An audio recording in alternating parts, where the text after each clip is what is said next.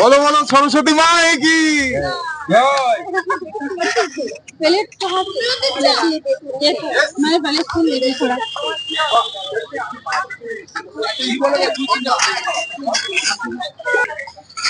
নমস্কার বাবু, আপনি খাবার খেয়েছেন? প্রসাদ কিরম লাগলো? খুব ভালো লেগেছে বাবু। একটু মাইকে ধরে বলবেন। Okay sir.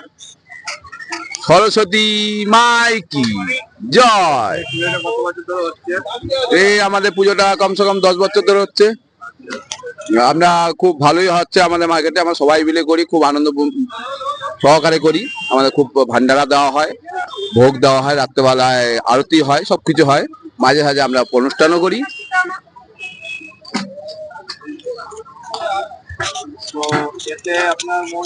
খুব খুশি হচ্ছে, খুব ভালো লাগছে।